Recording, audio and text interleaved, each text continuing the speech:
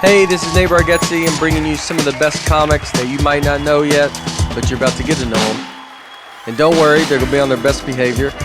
We shot this live in Nashville, Tennessee at Zanies. It's the Nateland Showcase. Please welcome your host tonight, the wonderful Brian Bates. I have a 13-month-old. I'm an old parent. I'm trying to get in shape. My buddy Aaron Weber, we were doing a show together in Salt Lake City. He convinced me to go hiking with him. I'm like, I got to do this to get in shape. I don't hike. And we parked and had to walk to the entrance of the trail, and I was done by the time I got to the entrance. But I'm like, I got to keep going. And there was a sign at the entrance of this trail warning women not to walk alone out of fear of being attacked on this trail. And we start walking, and it's a beautiful day out there. And I know this is a weird thing to be thinking about out in nature, but we're about 30 minutes in, and I was so tired at this point, I cannot help to think, do you know how good a shape you have to be in to be able to hike a trail and attack a woman?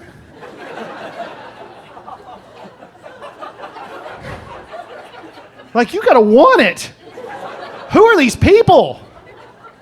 You can't skip leg day, I'll tell you that. You got to put in the cardio. If I try to attack a woman on a trail, it'd be like this. Wait, hang on. Just let me catch my breath. She'd be like, if you take one more step, I'm calling 911. I'd be like, yes, call 911.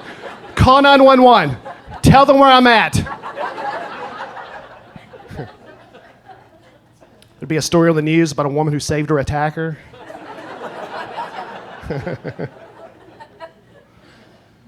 Trying to be a better Christian, and the story I'm about to share will show that I still have some work to do. This was a few months ago. I was going to beat my buddies to watch Monday Night Football. I was in downtown Nashville, stopped at a light. There's me and a car in front of me, and there's a homeless guy asking for money. And I'm like, I do not want to give this guy money. I know that's the wrong attitude to take, and I thought it's going to be very awkward. Just these two cars, he's going to be able to focus on us. But then to make it worse, the car in front of me rolls down his window, gives the guy money. So now I'm thinking, great. Now I'm the only guy out here who's not going to be giving this person money. But here's where my perspective changed. While I'm fretting about that, the car in front of me says, I can hear through my window, would you mind if I pray for you? And the guy comes over to his window, and they hold hands, and he starts praying. And my perspective totally changes at this point. Because I'm thinking, if this prayer goes long enough, that light will turn green.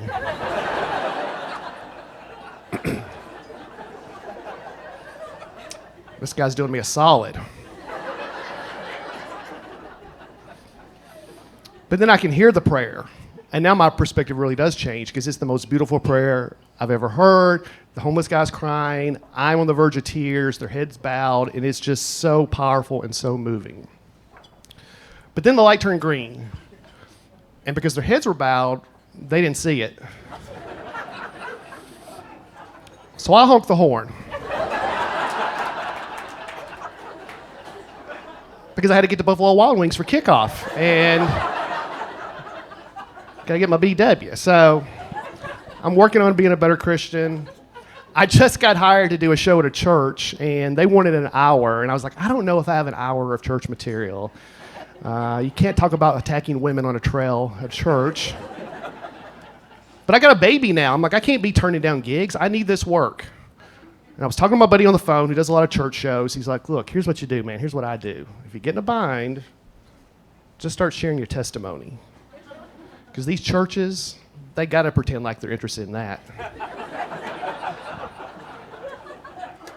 And I was like, but I don't have a testimony. I mean, I'm a Christian, but I'm just one of the boring types. It's been one all my life.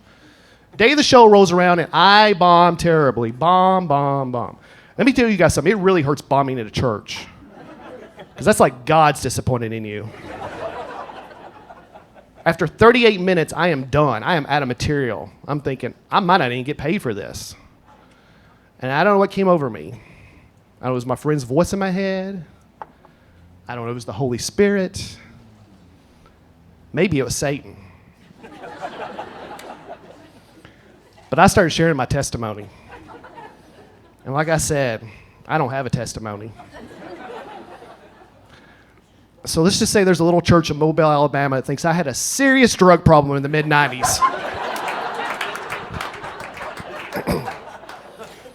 But with the help of the Lord, I got out of prison. I got all these tats off my neck. Guys, I don't know where this came from. I just kept going. By the end of the night, they passed around a collection plate. I raised $350 extra. How about that? All right, guys, you ready to keep this show going? Next guy coming to the stage, very funny friend of mine. Give it up for Mike James.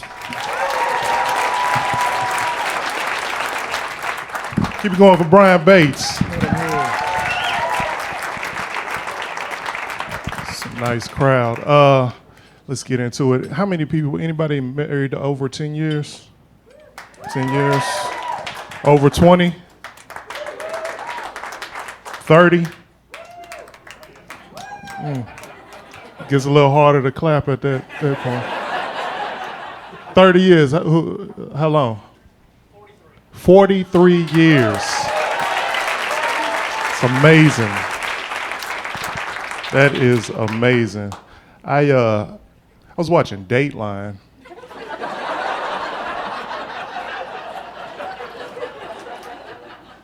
It was a couple that were happily married for 40 years. And she stabbed him in the face.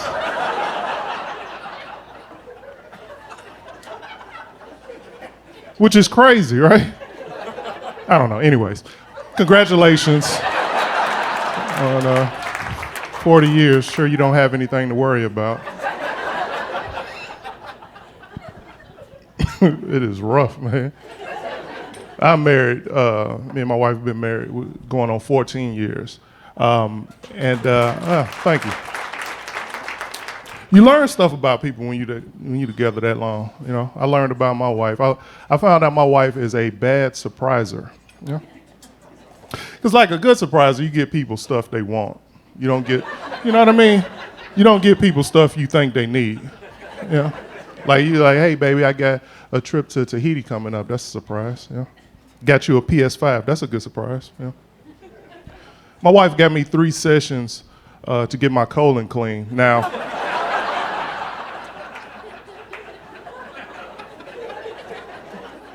yeah, not sure what you know about colon cleaning, but it's a lot more aggressive than it sounds.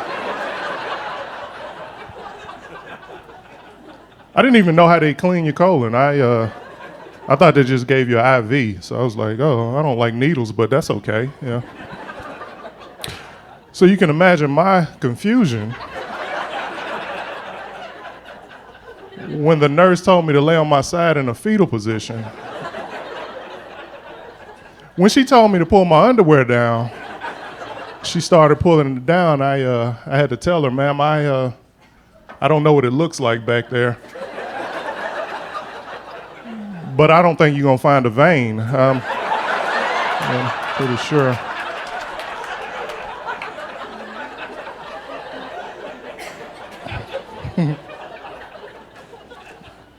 Man, me and my wife, we made it through the pandemic, man. Any couples that made it through the pandemic, I salute you. That is not easy, you know? You with somebody, because remember at the beginning of the pandemic how positive we were? It was like, maybe this is God's way of saying we need to be around the people that we love.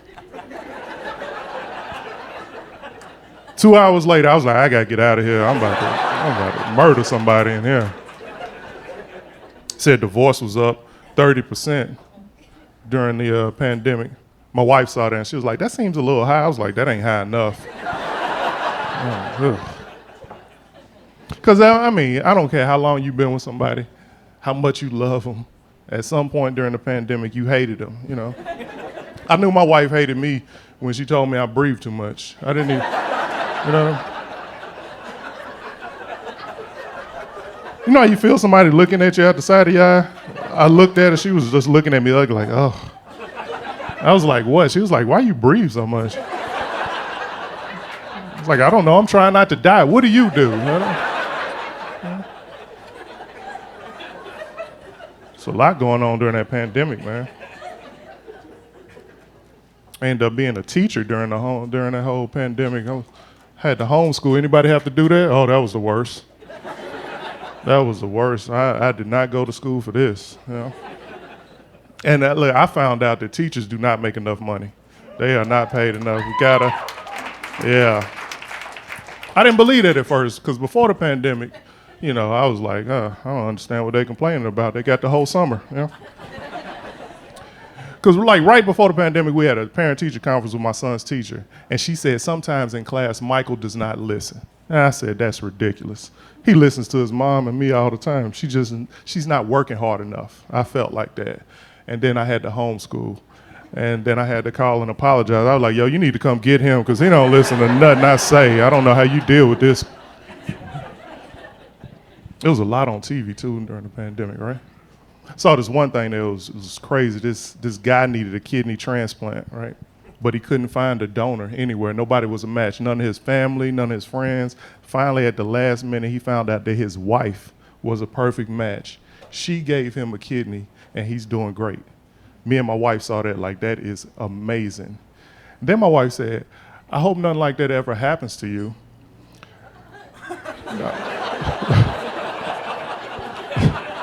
No, she was cool. She was like, I hope nothing like that happens to you, but if it does, I pray that I can be the one to give you a kidney. I know, I was like, that's sweet, but I would rather die. That was our worst nightmare, fellas, to have your woman give you a vital organ. You think you gotta hear her mouth now?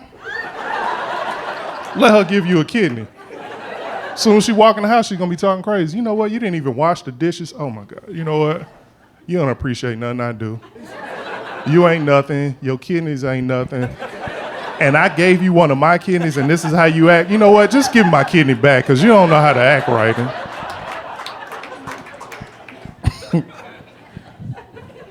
We watched a lot of stuff. Started rewatching some of my favorite shows, like Game of Thrones is one of my favorite shows. And my wife had never seen that, so I thought this was something we could watch together. So we started watching, having a good time, I thought, until she said something that made me question our relationship. If you've never seen this show, it's an episode where this woman has 3 dragon eggs. 3 dragon eggs, and she walks in a fire. And the next morning, the fire's out, she's not burnt, 3 dragon eggs have hatched, 3 dragons are walking around.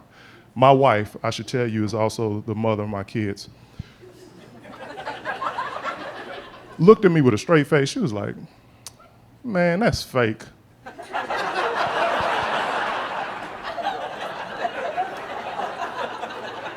I said, what tipped you off?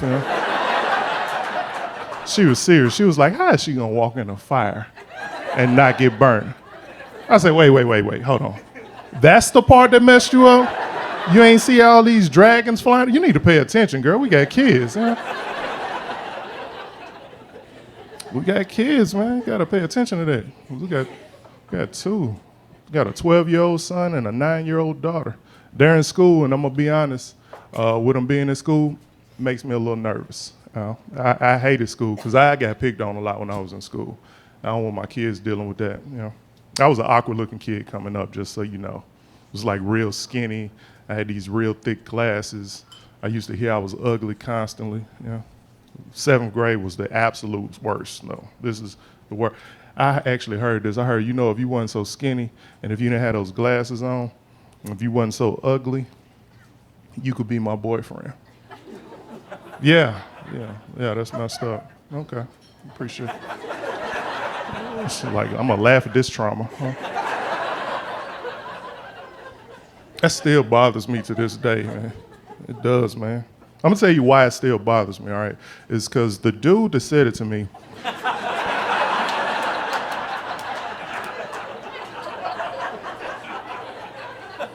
was a teacher, and I really don't feel like he's supposed to be building me up, not tearing me down, sir. Hey, thank y'all so much. I'm Mike James.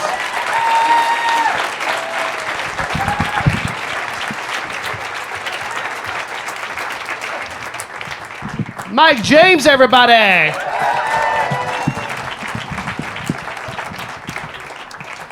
Guys, keep that energy going for the next comic coming to the stage. Please give it up for Karen Mills.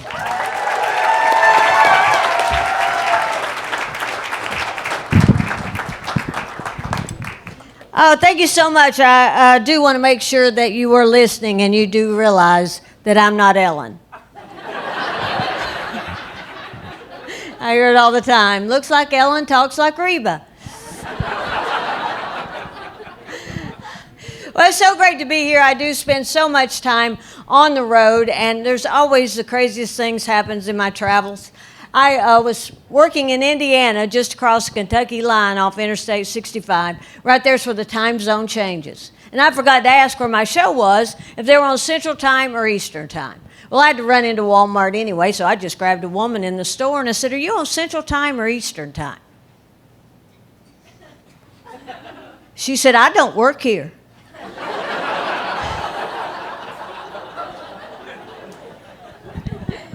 But I do have to admit that traveling's got to be a little bit more of a challenge now that I've gotten a little age on me, and because we have to use so many public restrooms. So now I always carry with me antibacterial wipes so I can clean the seat because I no longer have the thighs to hover. I wish they'd put one of those handicap bars on the back of the door. Give me something I can work with. But I am starting to worry about myself. One day I pulled up to the drive-thru of SunTrust Bank, and the teller said, "How may I help you?" And I said, "I need to pick up my prescription." And the second it came out of my mouth, I realized where I was. I said, "And I was wondering if you'd run down to Walgreens to get it for me." I mean, you're the one always bragging about customer service. And I tell you this, if you've got a prescription ready at Walgreens, somebody better go get it, or they'll blow up your phone like a jilted lover. It's like Fatal Attraction. Somebody's sitting in the corner speed dialing people. I'm not going to be ignored. And I have literally been digging through my purse looking for my cell phone while I was talking on it. I can't find my phone. I don't know what I've done with my phone. My friend goes, "Well, just talk to me on this one till you find it."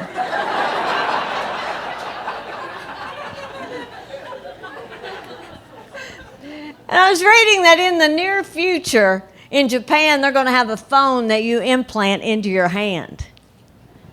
"Hello? Hey, can you hang on a second? I have another call coming in." "Hello?" And everyone is wireless. One day I'm waiting for the elevator doors open. Guy goes, "Hey." I said, "Hey." He goes, "How you doing?" I said, "I'm good." He goes, "I'm on the phone." I said, "I am too." But I found a way to really make that work for me. I ran into a girl went to high school with. She came running over and she went, "Karen." I said, "Kathy." And she said, "No." She said, "I'm Sarah." I said, "I'm on the phone."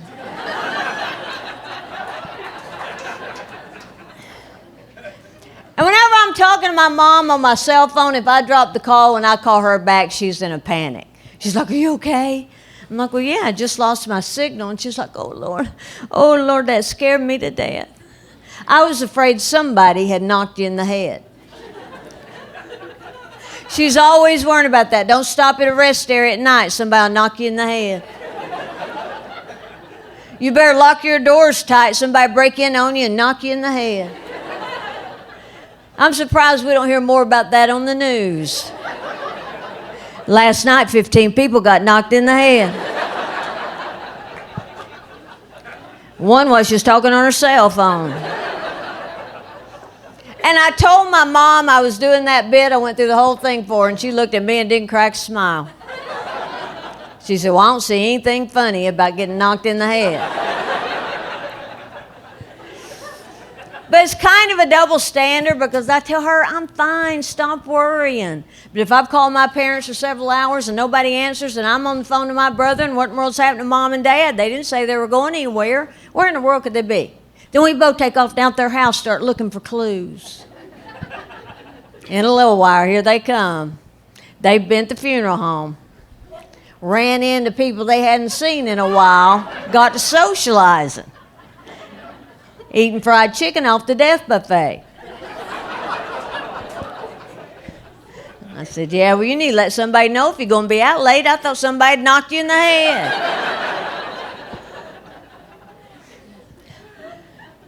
And my mom thinks the voicemail lady is real. One day she called, and as soon as I answered, she said, I called your telephone earlier, and some lady said your voicemail was full and you couldn't take any more messages. You tell her you can always take another message when your mother calls. I said, okay, I'll tell her. A few minutes she called back and said, no, don't say anything. Said I wouldn't want her to lose her job.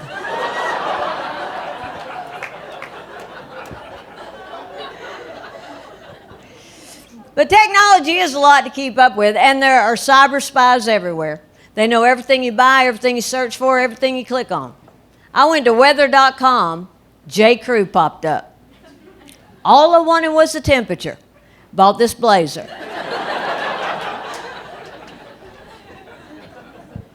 But the worst part of being on the road so much is that I miss my animals. Right now I have 3 dogs, and they take every step I take throughout the house. When I go to the bathroom, I have 3 dogs. I have a little chihuahua going, pick me up, pick me up, pick me up.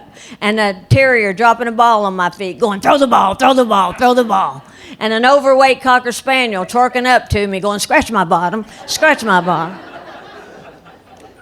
But I know I am a crazy dog lady, but I come by it honest. I mean, everyone in my family, we have all ground our teeth down to nubs talking baby talk to dogs.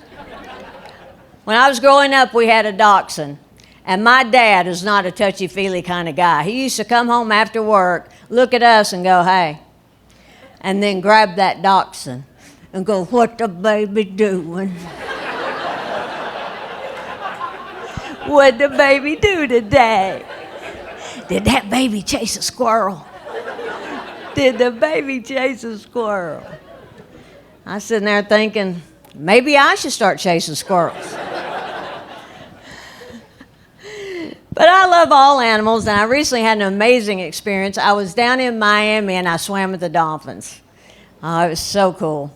Well, actually, it was only one dolphin, and that was a former dolphin.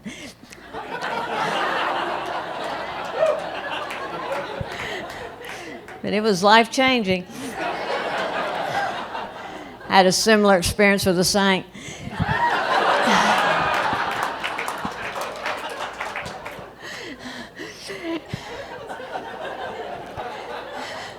And the other day I was watching this nature documentary, and I learned some very fascinating facts. Did you know the only 2 species on planet Earth that go through menopause are female humans and killer whales?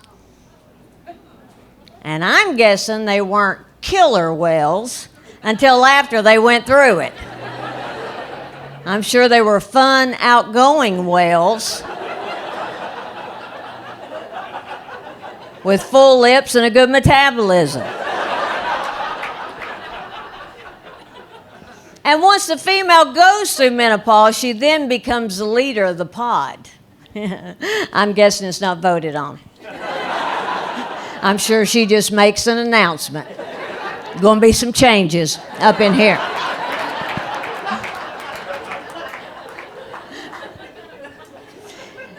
And did you know that a female dragonfly will fake her own death to avoid an unwanted sexual encounter? She will literally float down from the sky and lie motionless on the ground until her suitor leaves. Ladies, show hands, where are my dragonflies? Now, I've gotten some really hateful comments from men about that joke. So let me just break it down. The documentary said she will fake her death to avoid an unwanted sexual encounter, unwanted being the key word. It went on to say that when she met a desirable mate, she'd drop her top and throw her wings over her head. Hey, I'm Karen Mills. Thank you so much. Thank you.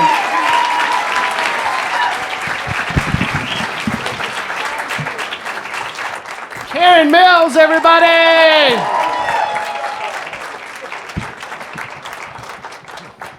Guys, keep that energy going for your next comic come to the stage. Very funny guy. Give it up for Andrew Stanley!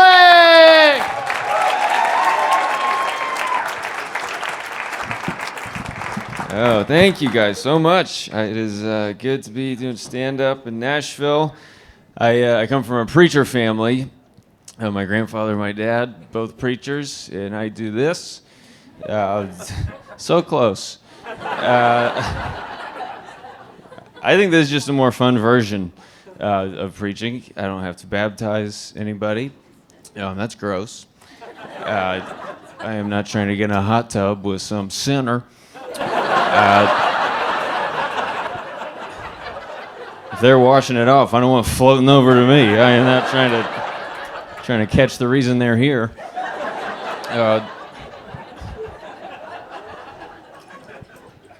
But no, I do admire them a lot. I think that stand-up is easier than preaching for sure. 'Cause as a comedian, you can kind of talk about whatever you want. My dad every Sunday has to just do a new book report about the same book every week for the rest of his life. And people send him mean emails about it all the time. They'll be like, this Easter service sounds a lot like the one from a few years ago. He'll just be like, yeah, sorry, the material has not changed. You can't just add your own stuff, the author's always listening. He has a violent history, so we gotta be careful.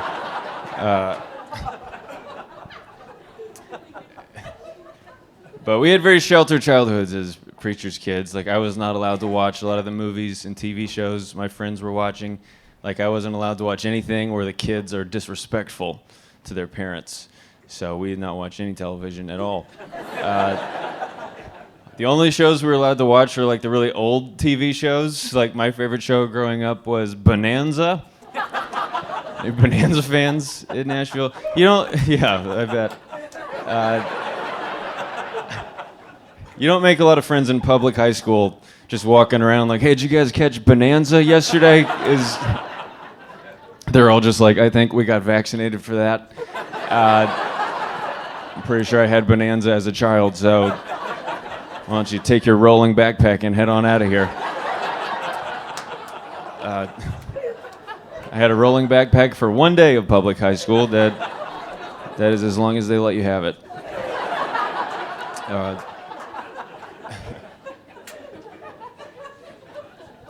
But it's fun. The big thing, though, we were not allowed to watch anything in our house that had like an inappropriate scene in it, So, but sometimes there'd be a movie my dad still wanted us to be able to watch that would have like one bad scene in it. So, for the parents here tonight, what's your move if you're watching something with your kids and a bad scene comes on? You cover their eyes. Yep, that's good. Just let them listen to it. That's just good parenting. He's like, all right, buddy, you gotta really use your imagination for this one, I guess. You gotta, every year you get older, we're just gonna crack our fingers a little bit more, and then eventually you'll be a man, and that'll count as the talk.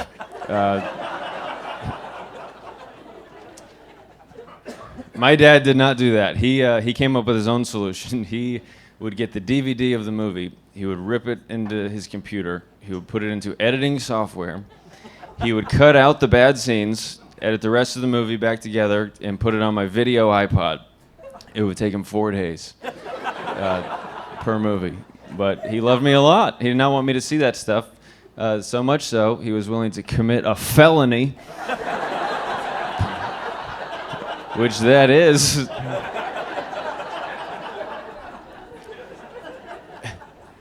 But then I was a kid, I got all these awesome movies on my iPod with these really weird cuts. And I'd just be watching like, oh, I bet that was a good one. But now as an adult, looking back, I can't help but think that somewhere on my dad's computer, there's a folder. It has all the missing scenes from my movies in it. That's what I do when I go home now. I try to find that folder before the documentary crew does. So,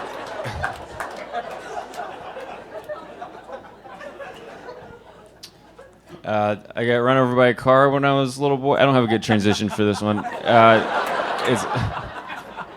It's a lot like when you get run over by a car as a little boy. You don't see it coming. I don't know. That's as good as I can do. But my babysitter ran over me with her car when I was 10. Bad day at our house. Not great. Not the worst babysitter we ever had, though. We had terrible babysitters growing up. My parents, I think they were just ladies from the church that would volunteer to babysit us for free. And I was like, Mom, I think that might be more of a red flag than a blessing. There was one lady, she would make my brother and my sister and I lay on top of the bed with her and make us all look at our feet together. She'd hear the car pull out of the driveway. She'd be like, all right, everybody, up on the bed, take off your shoes and socks. And she'd say, put your feet with my feet. And she'd be like, look at our feet. She'd be like, are you looking at? I'm like, yeah, dude, I'm looking at them. She'd say, one day we'll do this again, but your feet will be bigger than mine. And won't that just be a fun way for us to all monitor the passage of time in our lives together? And I was 8 years old, and even then I was just like, no! When I'm bigger than you, we are not going to do weird stuff like this. This is so weird. I don't even know what weird means yet, but I know my friends that I don't have would not do this with their babysitters. I'm pretty sure when I tell my mom and dad about this, we're never going to see you again. And if I exaggerate just a little bit, you're going to go to jail.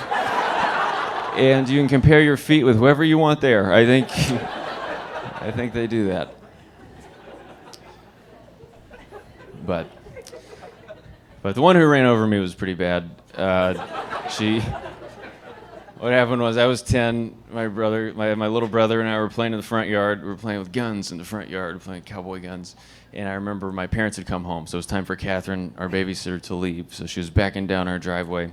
And I realized from across the yard that I left my toy gun laying in the driveway, and she was headed for it. So I ran across the yard. I laid down, I reached out, I grabbed my gun like the good cowboy that I was.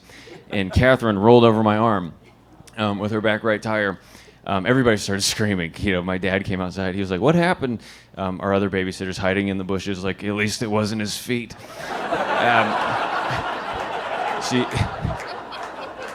The precious feet. She would have dove in front of the car if it had been headed for my feet.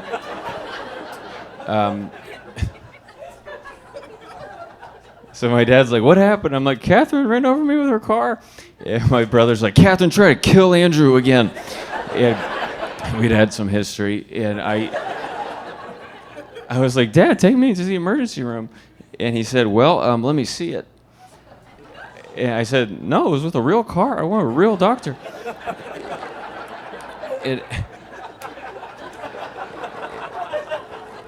And he said, well, you were wearing a sweatshirt, so should be good. And I was like, Dad, I don't think that's how Under Armour works. I think it behaves a lot like other fabrics when it's run over by vehicles. I had to convince them to take me to the emergency room. I thought that Catherine was going to have to drive me. Did not feel appropriate. But they finally took me. I got an x-ray. It turns out my arm was not broken. It just got mushed a little bit. I guess the sweatshirt did its job. He's right about everything. So next Sunday night, guess who was back to babysit at our house? You got to break a bone to get fired from our family. But she became my favorite babysitter because after that, I could do whatever I want. If you run over a kid, they call the shots. From then on, she'd be like, Andrew, it's time to go to bed. And I'd be like, okay, Catherine, can I read you a poem that I wrote first?